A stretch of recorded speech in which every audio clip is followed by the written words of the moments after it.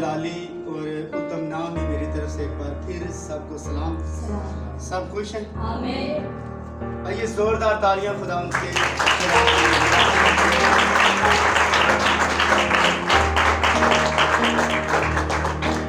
और आइए मेरे साथ बाइबल मुकद्दस को खोलिए और ज़बूर 78 और उसकी हम तीसरी आयत से हम पढ़ेंगे।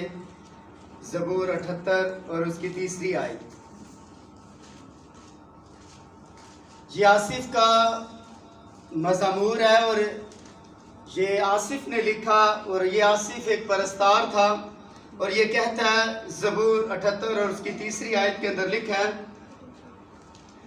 जिनको हमने सुना और जान लिया और हमारे बाप दादा ने हमको बताया, जिनको हम उनकी औलाद से पोशीदा नहीं रखेंगे बल्कि आइंदा पुश्त को भी खुदावंद की तारीफ और उसकी कुदरत और अजाइब जो उसने किए बताएंगे, क्योंकि उसने याकूब में एक शहादत कायम की और इसराइल में शरीयत मुकर्रर की, जिनकी बाबत उसने हमारे बाप दादा को हुक्म दिया कि वो अपनी औलाद को उनकी तालीम दें, ताकि आइंदा पुश्त यानी वो फर्जंद जो पैदा होंगे उनको जान लें, वो बड़े होकर अपनी औलाद को सिखाएं कि वो खुदा पर आस रखें और उसके कामों को भूल ना जाएं, बल्कि उसके हुक्मों पर अमल करें और अपने बाप दादा की तरह सरकश और बागी नस्ल ना बने।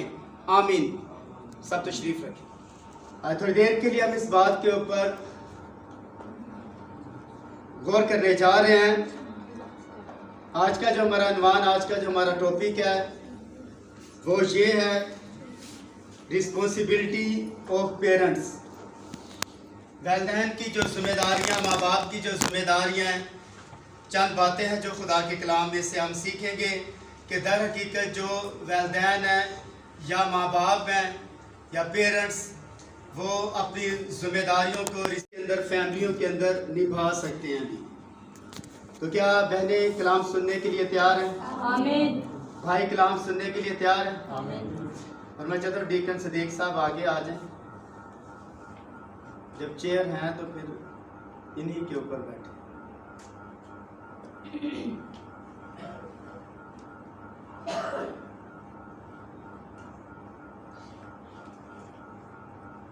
याद रखें, इंसान की जिंदगी के अंदर 4 स्टेज होते हैं उसकी लाइफ के अंदर, और ये स्टेज नंबर 1 बचपन, नंबर 2 लड़कपन, और नंबर 3 जवानी, और नंबर 4 बुढ़ापा। ये जो बचपन है, याद रखें, ये आपका ये ग्रोथ का आपका स्टेज होता है और ये प्लेइंग, याद रखें, एज कहलाती है। और लड़कपन जो होता है, याद रखें, ये लर्निंग एज इसे कहा जाता है, और जवानी यूथ एज, और बुढ़ापा जो होता है ये रेस्टिंग, जहां आकर आप रुक जाते हैं और प्रॉपर तरीके के साथ आप रेस्ट करते हैं। बचपन, लड़कपन, जवानी और बुढ़ापा, ये चारों स्टेज आपकी ज़िंदगी के अंदर आते हैं। और कई बार बचपन ही के अंदर आदमी की डेथ हो जाती है, कई बार जवानी के अंदर हो जाती है, कई बार लड़कपन के अंदर हो जाती है, और कई बार बुढ़ापे के अंदर जाकर हो जाती है। तो ये 4 जो स्टेज हैं ये आपकी ज़िंदगी के अंदर बड़े अहम और बड़े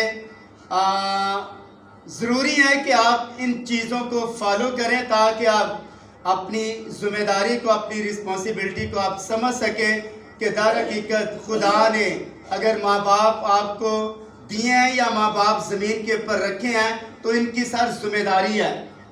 औलाद पैदा करना कोई बड़ी बात नहीं है, ये जानवर भी औलाद पैदा करते हैं, लेकिन सबसे बड़ी और उत्तम बात यह है कि अपने बच्चों की देखभाल करना और पूरी रिस्पॉन्सिबिलिटी और जिम्मेदारी के साथ अपने घर के अंदर काम करना, ये सबसे उत्तम और सबसे आला बात है। आमीन। आमीन। तो बाइबल मुकद्दस के अंदर हमने पढ़ा कि ताकि आइंदा पुश्त यानी वो फर्जंद जो पैदा होंगे उनको जान ले कि वो बड़े होकर अपनी औलाद को सिखाएं। और सिखाएं क्या? नंबर 1 कि वो खुदा के ऊपर आस रखें। किसके ऊपर? खुदा के ऊपर। एक माँ बाप होते हुए हमारी ये रिस्पॉन्सिबिलिटी, जिम्मेदारी है कि अपनी औलाद को ये सिखाना कि खुदा के ऊपर भरोसा रखें, खुदा के ऊपर यकीन करें, ईमान रखें, परफेक्ट फेथ रखें। और अगर आप ये नहीं सिखाते तो फिर इसका मतलब है कि आप माँ बाप ने खुदा के ऊपर भरोसा नहीं रखा, इसलिए तो अपनी औलाद को नहीं सिखा रहे। तो खुदा के ऊपर भरोसा रखना ये आपकी जिम्मेदारी, रिस्पॉन्सिबिलिटी है कि आप अपने बच्चों को सिखाएं कि खुदा के ऊपर आस रखें। अपने रुपए पैसे के ऊपर नहीं, अपने घर के ऊपर नहीं, अपने कारोबार के ऊपर नहीं, अपनी फाइनेंशियली याद रखें, बिजनेस के ऊपर नहीं, बल्कि खुदा के ऊपर आस रखें भी। तो ये जिम्मेदारी, रिस्पॉन्सिबिलिटी, ये जो सेंटेंस है कि खुदा के ऊपर आस रखें, ये बड़ा अहम और ये बड़ा उत्तम है ये। और ये माँ बाप नहीं कर रहे। थोड़ी सी बीमारी आ जाए तो सारा भरोसा, याद रखें, हमारा डॉक्टरों के ऊपर चला जाता है, सारा भरोसा हकीमों के ऊपर चला जाता है, सारा भरोसा इंसान के ऊपर चला जाता है। लेकिन उनको हमने ये सिखाना है कि खुदा के ऊपर, यहोवा के ऊपर, एलोहीम के ऊपर भरोसा रखें। आमीन। यानी वो खुदा के ऊपर भरोसा रखें और उसके कामों को भूल ना जाए। दूसरे नंबर के ऊपर याद रखें, नंबर 1 माँ बाप की जिम्मेदारी है कि वो खुदा के ऊपर भरोसा रखना सिखाए। और ये भरोसा रखना किस तरह हम सिखाते हैं? मैं बहनों से पूछना चाहता हूं या भाइयों से पूछना चाहता हूं कि आप खुदा के ऊपर भरोसा रखना किस तरह सिखाएंगे उन्हें? जब आपने ही कभी भरोसा नहीं खुदा के ऊपर रखा या उसके कामों का यकीन नहीं किया, तो फिर आपकी औलाद वो काम नहीं करेगी जो आपने नहीं किए गए। जो आप नहीं करते वो आपकी औलाद नहीं कर सकती, और जो कुछ आप करते हैं वही आगे आपकी नस्ल करती है अभी। और ये बड़ी उत्तम बात आपको बताने जा रहा हूं कि ये बात हकीकत है कि आपने उनके जहनों के अंदर ये बात डालनी है कि वो खुदा के कामों को भूल ना जाएं, कि किस तरह खुदा इंसान की जिंदगी के अंदर काम करता है। खुदा क्या बदल जाता है? खुदा कभी बदला? बाइबल कभी बदली? कलाम कभी बदला? याद रखिए, ये हो नहीं सकता कि खुदा बदले। खुदा कल भी मौजूद का खुदा था, खुदा आज भी मौजूद का खुदा है, क्योंकि वो कल, आज, बल्कि अब तक यकसा है। और ये सच्चाई है, याद रखिए कि खुदा कभी तब्दील नहीं होता भी। जरा सा भी कलाम के आगे पीछे नहीं हो सकता। ये आपको मैं रियलिटी बताने जा रहा हूँ। ये खुदा के अंदर खुसूसियात है कि खुदा जो कुछ कह देता है वो कभी तब्दील नहीं होता। हम तब्दील हो जाते हैं, हमारी सोच, हमारे ख्यालात और हमारी सोल और हम सब कुछ, याद रखें, हमारा तब्दील हो सकता है, लेकिन खुदा कभी भी तब्दील नहीं हो सकता। यही चीज उसे खुदा बनाती है। आमीन, आमीन, आमीन। इसलिए रिस्पॉन्सिबिलिटी ये है कि वो सिखाएं कि खुदा के ऊपर आस रखें और उसके कामों को भूल ना जाएं, बल्कि उसके हुक्मों पर अमल करें। किसके ऊपर? बल्कि उसके हुक्मों पर अमल करें। और नंबर 4, सरकश और बागी नस्ल ना बने। और आज हमारी औलाद सरकश और बागी है। पता बागी क्या होता है? हाँ, आवारा। सरकश, सरकश ताबियादारी के अंदर ना रहना और अपनी जिम्मेदारी को, याद रखें, वो बच्चे जिम्मेदारी को नहीं समझते, इसलिए हर एक हुक्म की सरकशी करते हैं, डिसबे करते हैं ऑर्डर को। इसलिए सरकश और बागी नस्ल ना बने भी। इसलिए खुदा के ऊपर आस रखें, उसके कामों को भूल ना जाएं और उसके हुक्मों के ऊपर अमल करें। ये सिखाएगा कौन? किसकी जिम्मेदारी है? और अगर माँ बाप भी चर्च नहीं आता, माँ बाप भी याद रखे खुदा के खादमों के साथ उसकी रफाकत नहीं है, तो ये आप किस तरह सिखा सकते हैं? जब आप खादमों के साथ टेबल टॉक नहीं करते या उनके घरों के अंदर नहीं आते या अपने घरों के अंदर खादमों को नहीं बुलाते, तो फिर याद रखें आप इस तरह का अमल आपकी ज़िंदगी के अंदर नहीं आ सकता। कहाँ आप माँ बाप गलतियाँ करते हैं क्योंकि खादमों के साथ उनकी रफाकत नहीं है। रफाकत ना होने के सबब से और चर्च के साथ ना जुड़ने के सबब से आपके बच्चे और आप गलतियाँ करते हैं। मैं आपको रियलिटी बता रहा हूँ, ये सच्चाई है। आमीन आमीन। सुनिए, आपकी जिम्मेदारियां क्या हैं? एक माँ बाप होते हुए हमारी रिस्पॉन्सिबिलिटी जिम्मेदारी क्या है? और आज के नंबर 1 जिम्मेदारी, बदलिहाज जो वालिदैन है इनकी जिम्मेदारी क्या है? जो बदलिहाज वालिदैन है उनकी रिस्पॉन्सिबिलिटी क्या है? भाई माइकल, उनकी रिस्पॉन्सिबिलिटी या जिम्मेदारी क्या है बदलिहाज वालिदैन की?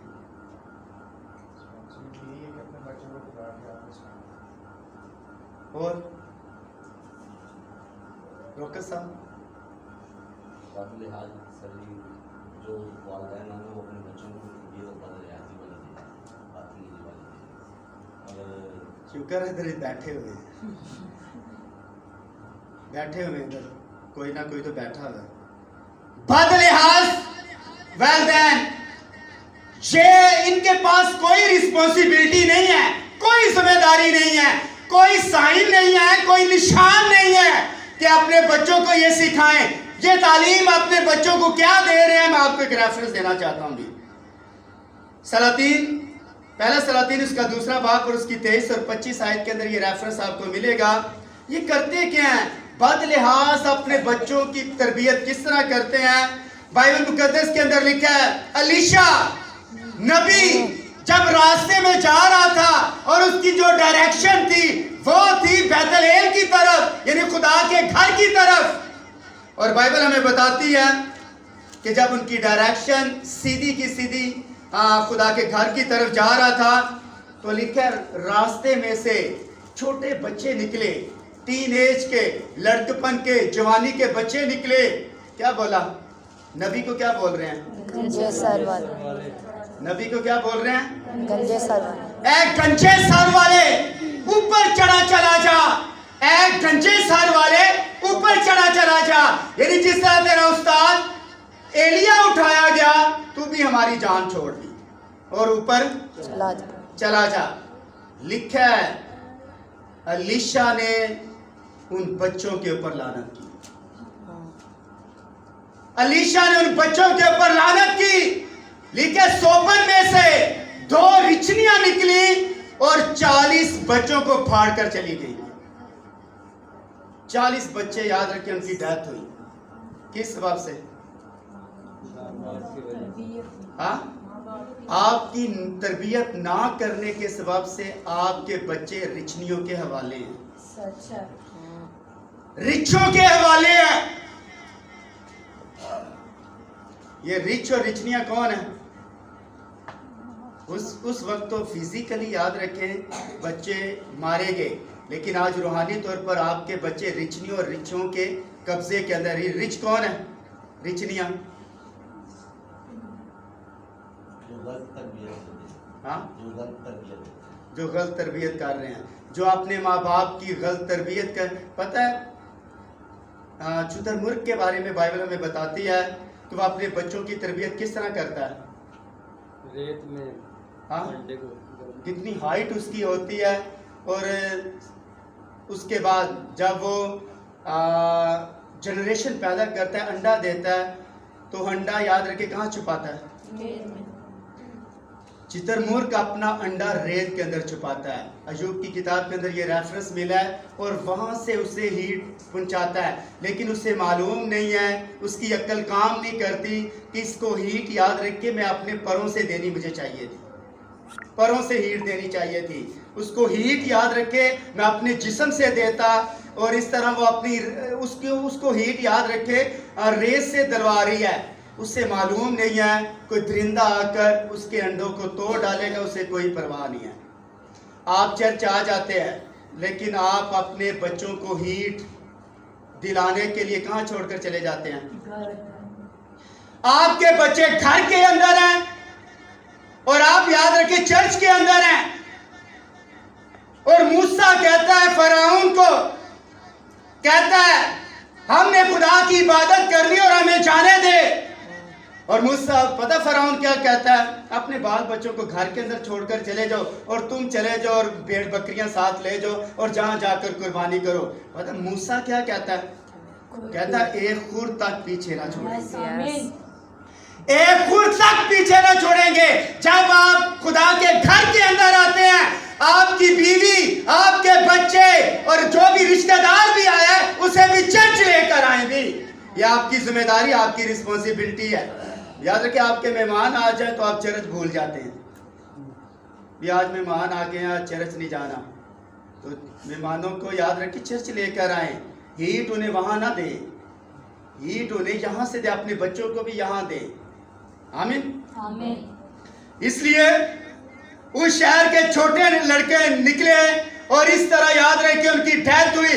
दर हकीकत नबी ने उनके ऊपर याद रखे लानत नहीं की, उनके माँ बाप के ऊपर लानत की है, क्योंकि इसने बदलिहाज वालिदैन थे जिन्होंने सिखाया ही नहीं है कि खादमों की रिस्पेक्ट और इज्जत किस तरह की जाती है। और आज खुदा के खादम आपके घर के अंदर आते हैं तो याद रखिए आपको आपकी रिस्पॉन्सिबिलिटी है कि खादमों की रिस्पेक्ट करना आपने सिखाना भी। पता जब आप हदिया देते हैं, अपनी बेटी, अपनी बीवी और अपने बच्चे को साथ रखें ताकि वो सीखे कि किस तरह खादम को हदिया दिया जाता है या उसकी रिस्पेक्ट की जाती है। मैं अपनी बात बताने जा रहा हूँ और ये मैसेज फेसबुक के ऊपर या यूट्यूब के ऊपर लगेगा।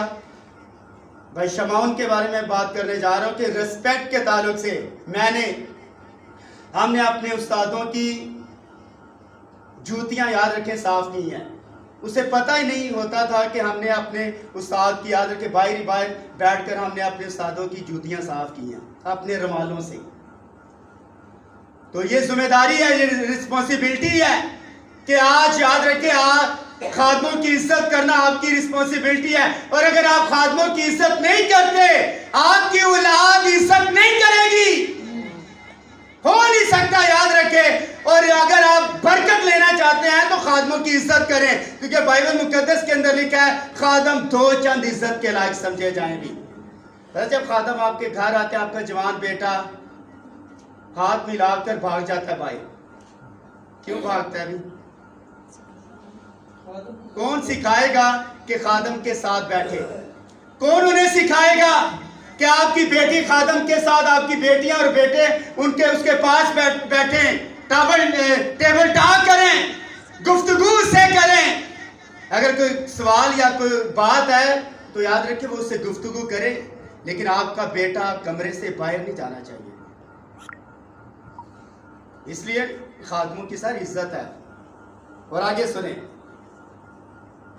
नंबर 2, बेटे को बिगाड़ना मोहब्बत है या नहीं?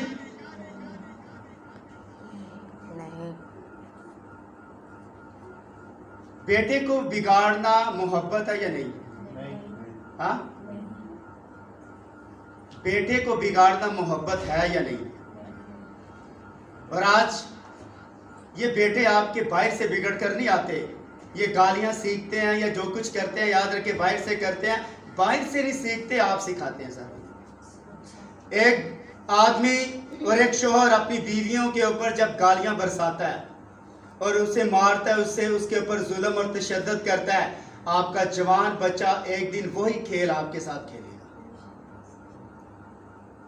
मैं आपको रियलिटी बता दूं, ये सच्चाई है। आपका जवान बच्चा आपके ऊपर वो अप्लाई करेगा। अगर आप अपनी बीवी के ऊपर जुल्म करते हैं और अपनी बेटी के ऊपर जुल्म करते हैं, जब आपका बेटा जवान होगा तो वो याद रखे बाप को हकीर जानेगा। और सुनिए, ये कब हुआ? ये उस वक्त हुआ, बेटे को बिगाड़ना मोहब्बत नहीं। इंसान की किताब उसका 13वां बाब और उसकी 24वीं आयत, ये खालिस्तान जहालत है। ये जहालत है सर। कि अपने बेटे को बिगाड़ना ये खालिस्तान जहालत है। और बाइबल ठीक कहती है, वो जो अपनी छड़ी को बाज रखता है अपने बेटे से कीना रखता है। ये खालिस्तान जहालत है। वो जो अपनी छड़ी को बाज रखता है अपने बेटे से कीना रखता है। मुझे ये बताएं कि जब बेटा इस तरह की हरकतों असनाद कर रहा है तो आप अपने बेटे को तरबियत उस पर वक्त नहीं करते, तो आप अपने बेटे से नफरत कर रहे हैं, कीना रखते हैं या मोहब्बत कर रहे हैं? मुझे इसका जवाब चाहिए। नफरत कर रहे हैं। किसने सिखाया? किसने सिखाया? और जब आपके बेटे की कंप्लेन बाहर से आती है, पता हम क्या कहते हैं? तो तूने ये किया या नहीं किया? लेकिन जो कंप्लेन आकर कर रहा है, जो शिकायत लेकर आया है, याद रखिए उसके ऊपर हमारा भरोसा नहीं है।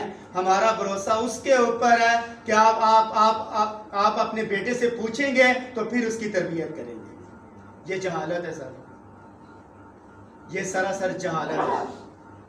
सुनिए, वो जो अपनी छड़ी को बाज रखता है अपने बेटे से कीना रखता है, पर वो जो उससे मोहब्बत रखता है पर वक्त उसकी तंबी करता है। जो ही आपका बेटा अगर याद रखे ऐसी हरकत करता है उसी वक्त याद रखे, उसके ऊपर याद रखे या तो छड़ी इस्तेमाल करें या जुबान इस्तेमाल करें या हाथ इस्तेमाल करें। छड़ी इस्तेमाल करने से आपका बेटा मरेगा नहीं बल्कि तरबियत और नसीहत हासिल करेगा सर। तो अगर आप ये अमल नहीं करते, जो बच्चों को आप नाज से पालते हैं वो आपके लिए खतरे की घंटी है सर। खतरे की घंटी आपके घर के अंदर हर वक्त खतरा मुंडला रहा होता है। वो बड़ा होगा और आपको नुकसान पहुंचाएगा, और ऐसा नुकसान पहुंचाएगा फिर याद रखे, फिर आप कहते हैं मर्द अपने माँ बाप को छोड़ेगा और अपनी बीवी के साथ मिला रहेगा। ये आयतें आपको याद आएंगी। इसका पता मतलब क्या है इस आयत का? कि माँ बाप जो बूढ़ा हो जाता है कि हम उसे छोड़कर अपनी बीवियों के साथ रहे अब। और ये भी जहालत है कि जब बीवी पहले दिन आती है उसे पता हम क्या टीच करते हैं? टीच ये कर रहे होते हैं, अगर तूने मेरे माँ बाप की इज्जत ना की और अगर तूने मेरे बहन भाइयों की इज्जत ना की तो तू इस घर का हिस्सा नहीं बन सकेगा। ये क्या है? ये जहालत है। ये सरासर जहालत है। मैं यहाँ आपकी एक स्टडी करवाऊंगा नार और नारी के ताल्लुक से, इनकी जो रिलेशनशिप होते हैं उसके ताल्लुक से। लेकिन ये पता है इस आयत का क्या मतलब है? मर्द अपने माँ बाप को छोड़ेगा और अपनी बीवी के साथ मिला रहेगा और वो दो जिस्म नहीं बल्कि एक जिस्म होंगे, क्योंकि जिसे खुदा ने जोड़ा है उसे आदमी जुदा ना करे। इसका मतलब ये है मर्द अपने माँ बाप को छोड़ेगा। इसका मतलब जेन्युइन ट्रांसलेशन के अंदर यूं आया कि मर्द अपने पाँव के ऊपर खड़ा होगा, अपनी रिस्पॉन्सिबिलिटी जिम्मेदारी को समझेगा, फिर उसकी शादी करना। जब आप रिस्पॉन्सिबिलिटी को नहीं समझते उसके बाद अनाड़ी बंदे की जब आप शादी करते हैं या जो टीन एज के अंदर बच्ची होती है उसकी शादी करते हैं, उसे समझ नहीं आती कि मैंने अपने घर का निज़ाम किस तरह चलाना है। इसलिए हुकूमत पाकिस्तान ने 18 साल से ऊपर और इसराइल के जो कानून था जब बच्ची बालग हो जाती उस वक्त उसकी शादी किया करती। बात समझा रही है? इसलिए ये खालिस्तान जहालत है कि जब आपका बेटा गलती करे और आप छड़ी। पता मैंने ऐसे भी खानदान देखे हैं कि उसके बच्चे, याद रखिए छोटे बच्चे अपने माँ बाप को थप्पड़ मारते हैं,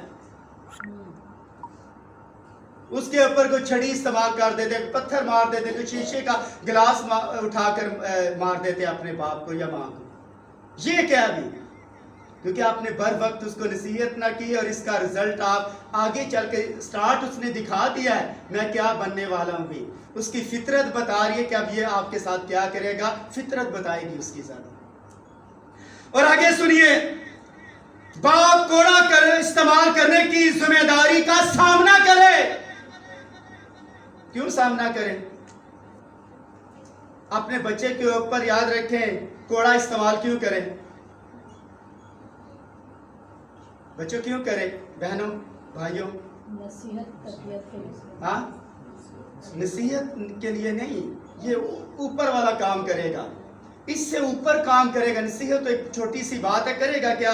सुनिए, मिसाल की किताब 29वां बाब 21 आयत के अंदर लिखा है, जो अपने खाना ज़्यादा को लड़कपन से नाज में पालता है वो आखिरकार उसका बेटा बन जाएगा। सच है। बाप क्या बन जाएगा? बेटा और बेटा, बाप। और इसीलिए फिर कहते हैं तू साड़ा प्यो में।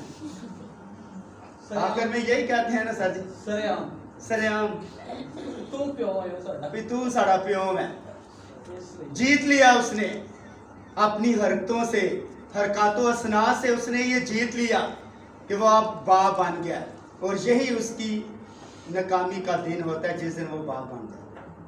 बाप बाप ही सर होता है। बेटा जितना मर्जी तरक्की कर जाए, और सुने, बाप वो अजीम हस्ती है, कोई दुनिया का शख्स आपको याद रखे तरक्की करते नहीं देख सकता, लेकिन बाप वो है जो आपको अपने से आगे देखना चाहता है आमीन। खुश होता है वे और खुश होता है। खुशी की इंतहा याद रखे उसके अंदर चल रही होती है कि मेरा बेटा मुझसे आगे निकल गया, लेकिन दूसरे कामों में नहीं, हेरा फेरी यानी हेरा फेरी, बल्कि इज्जत के ताल्लुक से वो मुझसे याद रखे, उसने मुझसे बेहतर याद रखे, उसने याद रखे ऑनर हासिल किया, इज्जत हासिल की है। बात समझ आ गई है? आमीन। इसलिए यसाया कहता है 45 बाब और उसकी 10 आयत के अंदर, उस पर अफसोस जो बाप से कहे तू किस चीज का वालिद है, और मां से कहे तू किस चीज की वालिद है। पता इस तरह लम्हात आते हैं, पता तू किस चीज का बाप है, तू चीज क्या है, की बनाए मेरे को ऐसे हमारे लिए क्या किया। ये अक्सर सवालात उठते हैं घरों के अंदर, फैमिलियों के अंदर, हमारे लिए क्या किया। जो उसने आपके लिए कर दिया वो दुनिया का शख्स आपके लिए नहीं कर सच सकता। है। आमीन। आमीन। इसलिए अफसोस उस आदमी के ऊपर, अफसोस उस आदमी के ऊपर जिस दिन आप कहना शुरू कर दें कि तू किस चीज का वालिद है और वालिदा है, उस दिन याद रखें वो आपकी नाकामियों का दौर शुरू हो जाता है। आपकी जिम्मेदारी है, रिस्पॉन्सिबिलिटी है कि इस तरह याद रखें कभी होने ना दे। और आगे सुने, बच्चे को तालीम दें कि बाइबल पढ़े और इससे मोहब्बत रखे और इसकी तासीर करे। ये कौन सिखाएगा? ये माँ बाप सिखाएंगे। ये माँ बाप की जिम्मेदारी है कि बाइबल पढ़े और इससे मोहब्बत करे और इसकी तासीम करे। मेरे ख्याल के मुताबिक नौजवानी के जुराइम की लहर हमारी तमाम कौम में है, लेकिन दरअसल मैं समझता हूं इसका आगाज घर से हुआ, और ये वालिदैन ने होने दिया। सर, अगर आप इस बाइबल के ऊपर ध्यान के साथ तवज्जो करते हैं, और बाइबल मुकद्दस के अंदर लिखा है तेरा कलाम मेरे कदमों के लिए चिराग, अगर आपके कदमों के लिए चिराग है तो आपकी नस्ल के लिए चिराग नहीं है? क्या ख्याल है आपका? आपकी नस्ल के लिए भी वो चिराग है। तेरा कलाम मेरे कदमों के लिए चिराग और राह के लिए रोशनी है। और याद रखें, जब आप हरामकारी, ज़नाकारी, एक बाप होते हुए बाहर से हरामकारी करके आ जाते हैं, ज़नाकारी करके आ जाते हैं और इस तरह लूटमार करके आ जाते हैं, पता है जब आप रास्ते में जा रहे हैं आप अपनी नस्लों के लिए कांटे बिछा रहे हैं। और याद रखें, आप तो लहू लहान नहीं होंगे, पीछे आने वाली नस्लें उस रास्ते के अंदर जब चलेंगी आपकी नस्लें लहू लहान हो जाएंगी। आपकी न, अगर एक बाप याद रखे गलत काम करता है, ऑटोमेटिक फितरत याद रखे, उसके जो फितरत है वो उसकी औलाद को भी सिखा देती है। बाप 2-2, 3-3 शादियां करता है या बाहर अपनी बीवी के अलावा दूसरी औरतों के साथ अंडरस्टैंडिंग है, इसी तरह एग्जैक्ट आपका बेटा भी वही काम करेगा। आपकी बेटी अगर एक औरत होते हुए एक जिम्मेदार औरत नहीं है, एक लापरवाह औरत है, अपने मियाँ के अलावा दूसरी औरतों के साथ उसकी अंडरस्टैंडिंग है, मैं आपको बताना चाहता हूँ उसकी बेटी भी वही काम करेगी। Has you daughter, has you mother, has you father, has you son. जिस तरह की माँ होती है उसी तरह की बेटी निकलती है, और जिस तरह का बाप है उसी तरह का आगे बेटा होता है भी। लेकिन एक वक्त आता है माँ बेशक खराब है या बाप खराब है, लेकिन अगर उसका बेटा या बेटी तौबा कर लेते हैं, खुदा उसकी फितरत को चेंज करता है। आमीन। या मैं आपको रियलिटी बता रहा हूँ, ये हकीकत है। और सुनिए, बच्चों को हकीकी वाकयात की तालीम दें। बच्चों को ये हीर रांझा, रोमियो जूलियट, सस्सी पुन्नू, हीर रांझा, ये पुराने जो बुजुर्ग हैं बैठकर याद रखे, गांव के अंदर यही तो स्टोरियां सुनाते हैं बच्चों को। रोमियो जूलियट, कैसी मोहब्बत उन्होंने की है। हीर रांझा, ये दरबार किधर है जी हीर रांझे का? ये जो थाल है वहां, हमारे वालिद साहब को शायद पता, हीर रांझा का जो दरबार पता नहीं ये थाल के अंदर है किधर है। लोग ये जो आशिक टाइप लोग होते हैं वहां जाकर मनते करते हैं कि मेरे उससे ब्याह करवा देना, तो दुआ ही करते हैं जाकर। ये क्या है? इस तरह का अमल याद रखे। रोमी जूलियट और ये सारे काम याद, ये सारी टोटली जिस्मानी लोग थे, ये जिस्मानी लोग थे। और सुनिए, बच्चों को हकीकी वाकयात की तालीम दे। मेरे इल्म के मुताबिक सिर्फ एक ही सच्ची दास्तान है और वो जिंदा खुदा का कलाम है। Right side, amen. Praise the Lord. ये सब झूठ है, लेकिन अगर कोई सच्ची दास्तान है तो वो जिंदा खुदा का कलाम है। इसके अलावा कोई भी अपने बच्चों को इसके अलावा मत सिखाएं कि ये क्या हो रहा है। मुल्क की सियासी हालत के बारे में ना बताएं, सियासत के बारे में ना बताएं। बच्चों को हम सियासत के बारे में बता रहे होते हैं, सियासत के बारे में बच्चों को ना बताएं, बाइबल के बारे में बताएं। मुल्क किस तरह के क्या हो रहा है बच्चों को बताने की जरूरत नहीं। बच्चों को सही डायरेक्शन की तरफ लेकर जाएं बस। आमीन आमीन। और सुनिए आगे, दुनिया से बेदाग रहने की तालीम दें। दुनिया से बेदाग रहने की तालीम दें। बेदाग किस तरह रहा जाता है? जो ऐसा अपने बच्चों को सिखाएं कि दुनिया से बेदाग रहने की। खुद दागी हम बने हैं, कभी उस औरत के साथ अंडरस्टैंडिंग है, कभी इस औरत के, कभी उस औरत के साथ अंडरस्टैंडिंग। अपने बच्चों को क्या सिखाएंगे? सिखा सकते हैं या नहीं? जो ऐसा जी से क्या मुराद है? दे सकते हैं या नहीं? तो सर नहीं दे सकते। जब हम दागी हैं तो हम अपनी औलाद को नहीं सिखा सकते। एक बाप करप्ट है, याद रखें, वो बच्चे को तालीम नहीं दे। और बच्चा जब बड़ा होता है, कभी किसी खादम के साथ उसकी फेलोशिप हो गया, फिर अपने बाप को बताता है कि तुम्हें हमें सिखाना चाहिए था, आज हम तुम्हें सिखा रहे हैं। ये सच्चाई है। बाइबल मुकद्दस के अंदर लिखे, इस वास्ते खुदा फरमाता है, उनमें से निकल कर अलग रहो और नापाक चीज को ना छुओ, तो मैं तुमको कबूल कर लूंगा और तुम्हारा बाप होऊंगा और तुम मेरे बेटियां और बेटे होंगे भी। इसलिए दुनिया से बेदाग रहने की तालीम दें भी। और नंबर 7, ध्यान रखें आपके बच्चे किसके साथ खेलते हैं। आपके बच्चों की फेलोशिप किसके साथ है, ये आपको ध्यान रखना है। क्यों ध्यान रखना है? आपके बच्चे किसके साथ खेल रहे हैं, ये आपको ध्यान रखना है या नहीं? आपकी जिम्मेदारी है या नहीं? पता है आपके बच्चे किन के साथ खेलने चाहिए? आपके बच्चों को किन बच्चों के साथ आप रिलेशनशिप होने चाहिए या ताल्लुकात होने चाहिए या उठना बैठना होना चाहिए? किन के साथ होना चाहिए? यहाँ मैंने एक बेटियों के ताल्लुक से मैसेज दिया था, मैं आपको बताना चाहता हूँ, आपकी जवान जो बच्ची होती है, शादीशुदा औरतों के साथ उसे बैठने से मना करें।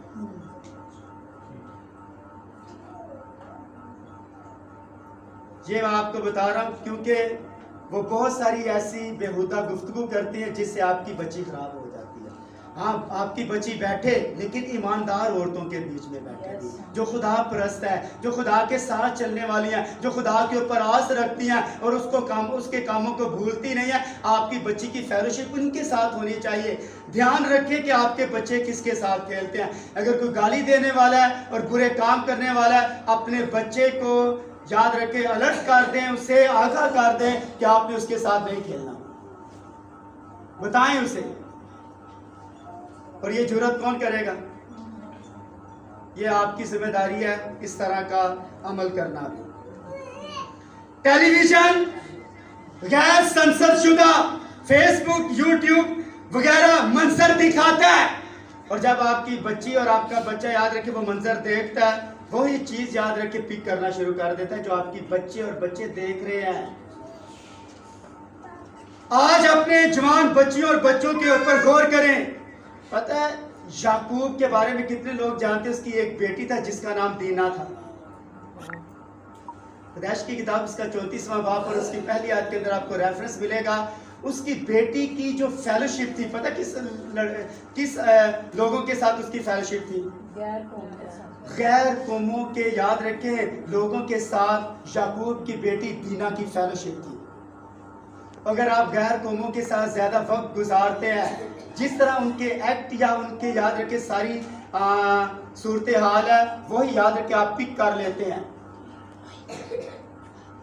पता है कभी आपका दौर एक होता है जहां पूरे मोहल्ले में आपकी गाली मशहूर होती है और हर महीने के बाद एक नई गाली आप बनाते हैं, बड़ा मशहूर होते हैं आप गाली देने में। लेकिन एक वक्त आता है वही याद रखे गालियां देने वाला खुदा का यहाँ कलाम प्रीच कर रहा है। आमीन।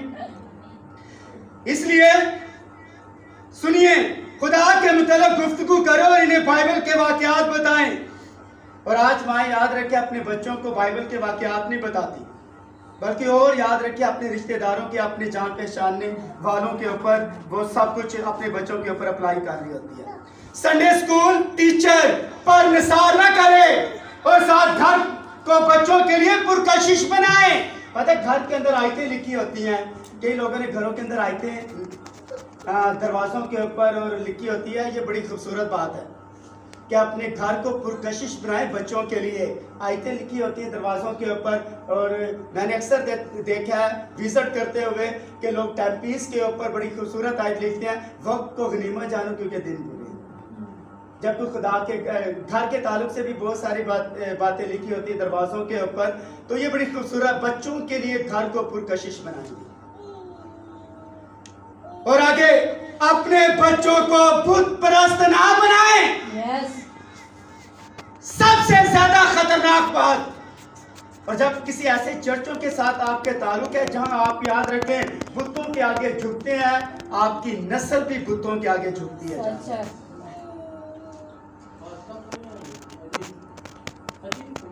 हाँ जी, मौजूद है अभी भी। उस पर अफसोस। सुनिए, हबक्कूक का सहीफा इसका 2 बाब और 19 आयत। उस पर अफसोस जो लकड़ी से कहते हैं जाग। अब लकड़ी की प्रस्तिश करते हैं और आपकी पीछे जो नस्ल है, बेटा बेटी साथ बैठे हैं और उसे कहते हैं जाग। हबक्कूक ने कहा, नबी ने ये बात की है, उस पर अफसोस जो लकड़ी से कहता है जाग और बेजुबान पत्थर से कहता है उठ। उठेंगे? No sir. आपके बच्चों की, आप अपने बच्चों को सिखा क्या रहे हैं? लकड़ी और पत्थर ये सिखा रहे हैं। उस पर अफसोस जो लकड़ी से कहता है जाग और बेजुबान पत्थर से कहता है उठ। क्या वो तालीम दे सकता है? लेकिन उस मुतलिक दम नहीं, मगर खुदावंद हमारे मुकद्दस हैकल में है। सारी जमीन उसके हुजूर खामोश रहे क्योंकि वो जिंदा है, वो सुनता है। और अपनी औलाद को सिखाएं कि खुदा के ऊपर आस रखे, लकड़ी के ऊपर और पत्थर के ऊपर आस न रखें। यस, आमीन आमीन आमीन। इसलिए जॉन कहता है खतों के अंदर, ऐ बच्चों अपने आप को बुतों से बचाए रखोगे। आमीन आमीन। इसलिए अगर आप बुतों से बचे हैं तो आपकी नस्ल भी बुतों से बची है। और ये याद रखें, बुत परस्ती करना, लालच और बुत परस्ती करना एक बराबर। अगर आप तराजू के अंदर रखें, एक तरफ आप बुत परस्ती कर दें और दूसरी तरफ लालच कर दें, इसके बराबर है सर। अपने बच्चों को लालच ना सिखाएं। लिखा है जब आप लालच सिखाएंगे आपके बच्चे जो हैं ये आवाज बुलंद नहीं कर सकेंगे। इसलिए बाइबल मुकद्दस में यशायाह ने कहा वो लालची कुत्ते हैं जो भौंकते नहीं हैं। जब लालच आपके अंदर आ गया भौंकेंगे नहीं सर।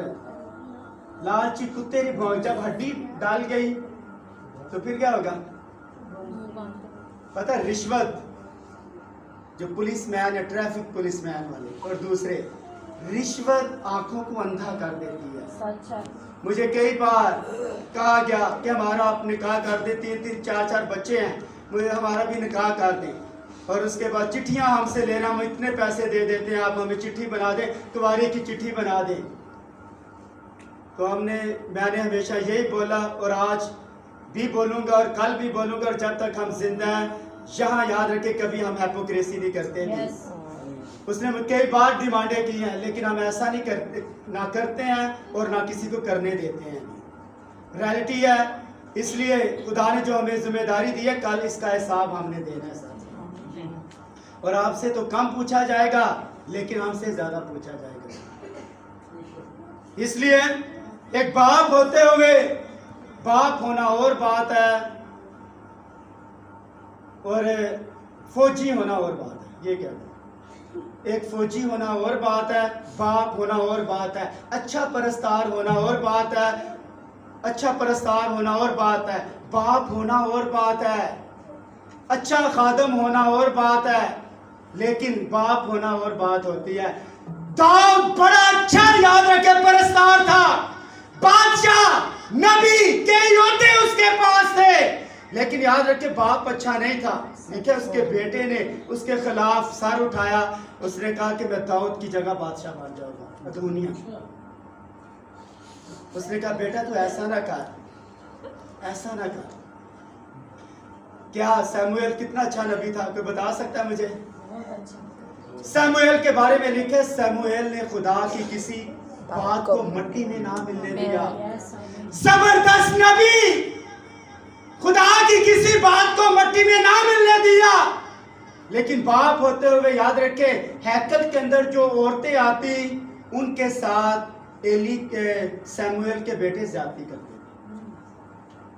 शरीर थे, ये शरीर थे।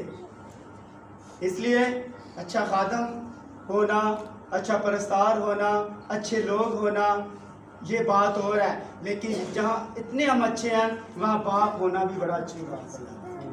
आमीन। इसलिए ज़रूरत इस बात की है कि अपने जो माँ बाप हैं इस जिम्मेदारी को, रिस्पॉन्सिबिलिटी को समझे कि हमने अपने बच्चों की तरबियत कलाम मुक़द्दस के मुताबिक करनी है। तो खुदा ने चाहा तो इसको कभी हम आगे बढ़ाएंगे इस टॉपिक को, ताकि आप और ज़्यादा बेहतर तरीके के साथ इन बातों को सीख सकेंगे। कितने लोगों को बरकत मिली है कलाम के वसीला से? मेरा ईमान है कि आप जरूर अपने घरों के अंदर जाकर अप्लाई करेंगे और इसको आप साबित करेंगे कि हम मुकस्सीन हैं और हमारी नस्ल भी है वो भी मुकस्सीन है। खुदावंद आपको बरकत दे और अपने जलाल के लिए कसरत के साथ इस्तेमाल करें। आमीन।